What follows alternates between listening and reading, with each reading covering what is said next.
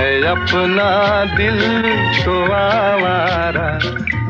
Hindi cinema का वो दिग्गज अभिनेता जिसको स्टाइल आइकॉन के नाम से जाना जाता है। जिंदगी भी एक नशा है दोस्त, जब चढ़ता है तो पूछो मत क्या आलम रहता है। एक खास अंदाज में बोलना, थोड़ा झुककर लहरा के चलना। आप ही ने मेरे बेगुनाह बाप को जेल में भिजवाया है, आप ही ने अदालत से काम फैसला। गले में स्कार्फ और आपकी आंखों में बड़े कॉन्फिडेंस से देखना। हमारा तो आपको किराया पर देना ही है, लड़का हो या लड़की क्या फर्क पड़ता है? मेरे हिसाब से पड़ता है। 88 साल का नौजवान। जी हाँ, हम इसलिए नौजवान शब्द का इस्तेमाल कर रहे हैं क्योंकि देवानंद साहब ने खुद कहा था कि मैं हिंदी सिनेमा में ताउम्र जवान रहूंगा, और उन्होंने इसको साबित भी किया। देर से कितनी दूर खड़ी हो और करीब आ जाओ तेरे मेरे। हिंदी सिनेमा में तकरीबन 6 दशक तक दर्शकों पर अपने हुनर, अदाकारी, रोमानियत का जादू बिखेरने वाले सदाबहार अभिनेता देवानंद को एक्टर बनने के लिए कई पापड़ बेलने पड़े। दिलचस्प बात यह है कि जब देवानंद मुंबई पहुंचे तब उनके पास महज 30 रुपए थे। देवानंद का असली नाम धर्मदेव पिशोरीमल आनंद था। उन्होंने अंग्रेजी साहित्य में अपने स्नातक की शिक्षा 1942 में लाहौर में पूरी की। देवानंद आगे भी पढ़ना चाहते थे, लेकिन उनके पिता ने 2 टूक शब्दों में कह दिया कि उनके पास उन्हें पढ़ाने के लिए पैसे नहीं, अगर वो आगे पढ़ना चाहते हैं तो नौकरी कर लें। यहीं से उनका और बॉलीवुड का सफर शुरू हो गया। 1943 में अपने सपनों को साकार करने के लिए जब वो मुंबई पहुंचे तब उनके पास महज 30 रुपए थे और रहने के लिए कोई ठिकाना नहीं था। देवानंद ने मुंबई पहुंचकर रेलवे स्टेशन के नजदीक ही एक सस्ते से होटल में कमरा ले लिया। इस कमरे में उनके साथ 3 अन्य लोग भी रहते थे जो उनकी तरह ही फिल्म इंडस्ट्री में अपनी पहचान बनाने के लिए संघर्ष कर रहे थे। काफी दिन यूं ही गुजर गए। उनके पास पैसा खत्म हो रहा था और तब उन्होंने सोचा कि अगर उन्हें मुंबई में रहना है तो नौकरी तो करनी पड़ेगी। ये बात उन्होंने अपने ऑटोबायोग्राफी रोमांसिंग विद लाइफ में बताई। इस दुनिया में बिना मांगे ही मुझ पर प्रेम, ममता और दया की बरसात हुई। प्यार बिना कुर्बानी के नहीं मिलता।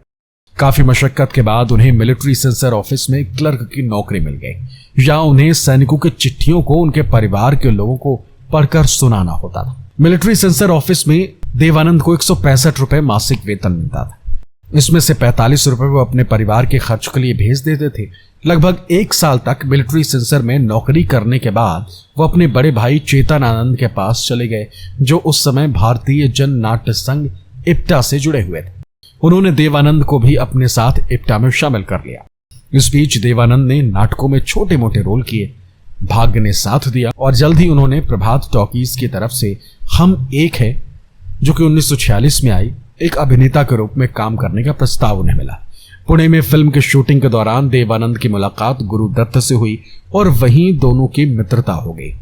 देवानंद के करियर में 2 वर्षों बाद महत्वपूर्ण मोड़ तब आया जब अशोक कुमार ने बॉम्बे टॉकीज की हिट फिल्म जिद्दी में काम करने का बड़ा मौका दे दिया। इस फिल्म के बाद अशोक कुमार देवानंद को लगातार फिल्मों में हीरो बनाते रहे। 1000 में मेरी बहना है। देवानंद ने 1949 में खुद की निर्माण कंपनी नवकेतन की शुरुआत की। पूर्व के वादे के मुताबिक उन्होंने अपने बैनर की पहली फिल्म बाजी के निर्देशन के लिए गुरुदत्त से कहा। इस फिल्म ने देवानंद को रातों रात स्टार बना दिया और वो जीवन के अंतिम सांस तक 6 दशकों बाद भी स्टार बने रहे। देवानंद की चार्मिंग पर्सनालिटी के लाखों दीवाने थे, लेकिन कहा जाता है कि अभिनेता को काले रंग के कोट में देख लड़कियां इस कदर पागल हो जाती थी कि वो अपनी जान तक देने के लिए तैयार रहती थी। फिल्म काला पानी के बाद एक घटना हुई थी जिसमें एक महिला ने अपनी जान दे दी।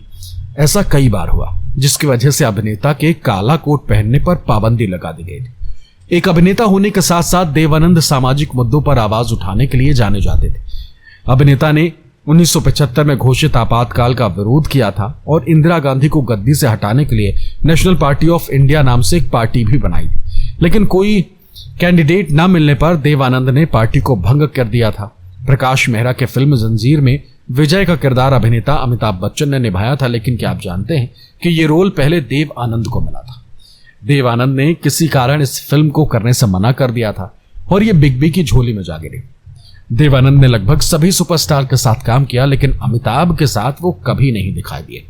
1948 के फिल्म विद्या में देवानंद को उस दौर के एक्ट्रेस और सिंगर सुरैया के साथ काम करने का मौका मिला। उन दिनों सुरैया कामयाबी के शिखर पर थी और देवानंद इंडस्ट्री में बिल्कुल नए थे। जिसने हर झूठ का पर्दाफाश किया है और हर उस मुजरिम को जिसने कानून की आंखों में धूल झोंकना चाहिए। इस फिल्म के शूटिंग के पहले दिन दोनों की मुलाकात हुई। सुरैया को फिल्म डायरेक्टर ने देवानंद से मिलवाया और कहा कि ये हैं हमारे फिल्म के नए हीरो। कोई और आगे की जानकारी देता उससे पहले देवानंद ने खुद से ही खुद का परिचय दे दिया। देवानंद ने कहा, यहां सभी लोग मुझे देव कहकर पुकारते हैं, आप क्या कहेंगी? सुरैया ने कहा, देव। देवानंद एकटक सुरैया को देख रहे थे। सुरैया ने कहा, तुम क्या देख रहे हो? देवानंद साहब ने कहा, आप में कुछ है। सुरैया ने कहा, कुछ में क्या है? देवानंद साहब ने कहा, बाद में बताऊंगा।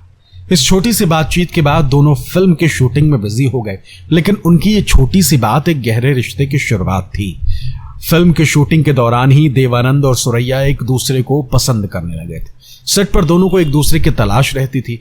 दोनों ने एक दूसरे का नाम भी रख दिया था। देवानंद सुरैया को नूजी बुलाते और सुरैया उनको स्टीव। दोनों का ये खूबसूरत रिश्ता परवान चढ़ा ही था कि ये बात सुरैया की नानी को पता चल गई और उसके बाद इस रिश्ते का अंजाम कुछ यूं रहा। सुरैया अपनी माँ, मामा और नानी के साथ रहती थी। शुरुआत में देवानंद उनके घर डिनर पर जाते थे, लेकिन जब नानी को दोनों के रिश्ते की भनक लगी तो उन्होंने देवानंद के आने पर पाबंदी लगा दी। नानी को यह बिल्कुल भी मंजूर नहीं था कि सुरैया की शादी किसी और धर्म के लड़के से हो। इसी वजह से वो इस रिश्ते के सख्त खिलाफ थी। 1950 में देवानंद और सुरैया ने साथ में 2 और फिल्में सनम और जीत साइन की, लेकिन दोनों ही फिल्म के शूटिंग के दौरान सुरैया की नानी उनके साथ फिल्म सेट पर मौजूद रहती थी। साथ ही दोनों के रोमांटिक सीन्स को भी डायरेक्टर से हटाने के लिए कहती थी। दोनों के बात करने पर भी नानी ने रोक लगा दी थी, इसलिए दोनों खत के जरिए बात किया करते थे। लेकिन खत का यह सिलसिला भी फिल्म की शूटिंग के बाद खत्म हो गया। दोनों ने शादी का फैसला किया, लेकिन नानी की वजह से वो भी मुकम्मल नहीं हो पाया और दोनों हमेशा के लिए अलग हो गए। इसकी वजह यह थी कि सुरैया कभी भी अपने परिवार के खिलाफ जाने का हौसला नहीं जुटा पाई और उन्होंने ताउम्र बिना शादी के जीवन बिताया। सुरैया से अलगाव के बाद देवानंद बिल्कुल अकेले रह गए। उसी दौरान उनकी मुलाकात कल्पना कार्तिक से हुई। कल्पना को उनके भाई चेतन आनंद ने फिल्मबाजी में काम करने के लिए कास्ट किया था। फिल्म सेट के अलावा भी देवानंद और कल्पना मिलने लगे थे। दोनों को एक दूसरे का साथ अच्छा लगने लगा। बाजी की सफलता के बाद दोनों ने फिल्म टैक्सी ड्राइवर में भी एक साथ काम किया। पहले फिल्म में काम के लिए कल्पना को बहुत तारीफें मिली, जिसके बाद उन्हें देवानंद की प्रोडक्शन कंपनी के अलावा अन्य बैनर से भी ऑफर मिलने लगे थे, लेकिन इन सभी ऑफर्स को कल्पना ने मना कर दिया था। उनका कहना था कि वो सिर्फ देव साहब के साथ ही फिल्में करना चाहती थी।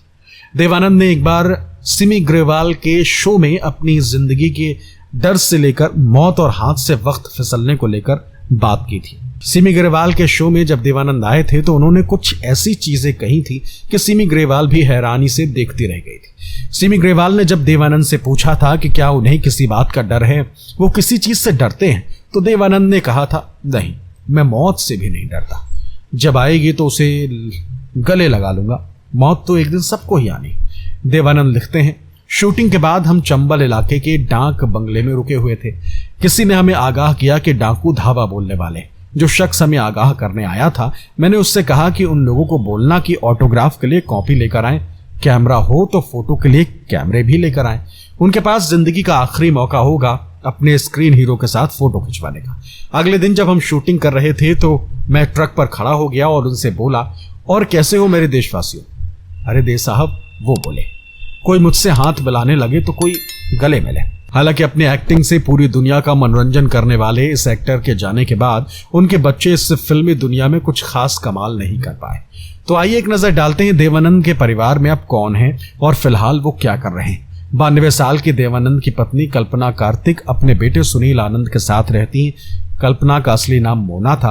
1954 में फिल्म टैक्सी ड्राइवर के सेट पर प्यार होने के बाद देवानंद और मोना ने लंच ब्रेक में ही शादी कर ली थी। शादी होने के बाद उन्होंने फिल्म और मीडिया दोनों से दूरियां बनाने का फैसला ले लिया था। देखी सबकी यारी मेरा दिल जला। देवानंद के बेटे सुनील आनंद 68 साल के हैं। एक्टिंग की दुनिया में कदम रखने से पहले अमेरिकी यूनिवर्सिटी से बिजनेस एडमिनिस्ट्रेशन की डिग्री हासिल की थी। बिजनेस की पढ़ाई करने के बावजूद सुनील को फिल्मों का जुनून था। देवानंद ने अपने बेटे को स्टार बनाने की पूरी कोशिश की, लेकिन सुपरस्टार पिता का साथ होने के बावजूद सुनील आनंद का एक्टिंग करियर नहीं चल पाया। फिलहाल नवकेतन फिल्म के बैनर तहत वो फिल्म प्रोड्यूस कर रहे हैं। माता और पिता दोनों एक्टर होने के बावजूद देवानंद की बेटी देवीना आनंद ने फिल्म इंडस्ट्री से दूरियां बनाने का फैसला लिया। उन्होंने पायलट बॉबी नारंग से शादी की थी। हालांकि उनकी शादी लंबे समय तक नहीं चल सकी और दोनों ने अलग होने का फैसला लिया। तलाक के कुछ समय बाद ही बॉबी का निधन हो गया। उनके निधन के बाद देवीना ने कुछ समय लिया और फिर उन्होंने दूसरी शादी की। लाइमलाइट से दूर रहने वाली देवानंद की ये बेटी सिंपल लाइफ जीती है। फिलहाल वो अपने परिवार के साथ दिल्ली में रहती है। देवानंद की अंतिम इच्छा के अनुसार उनका पार्थिव शरीर भारत नहीं लाया गया था। देवानंद का अंतिम संस्कार ब्रिटेन में किया गया। उनके सहयोगी मोहन ने पीटीआई को बताया। अमर सितारे ने अपने विश्वास पात्रों से कहा था कि वो नहीं चाहते कि उनके प्रशंसक उनके पार्थिव शरीर को सार्वजनिक रूप से देखें और इसीलिए देवानंद के अंतिम दर्शन उनके प्रशंसक नहीं कर पाए। दोस्तों, आपको देवानंद के बारे में ये जानकारी कैसी लगी कमेंट करके जरूर बताइए और साथ ही साथ हमारे चैनल को सब्सक्राइब जरूर करिए। वीडियो को शेयर भी जरूर करें। शुक्रिया। आंखों में सारी रात जाएगी।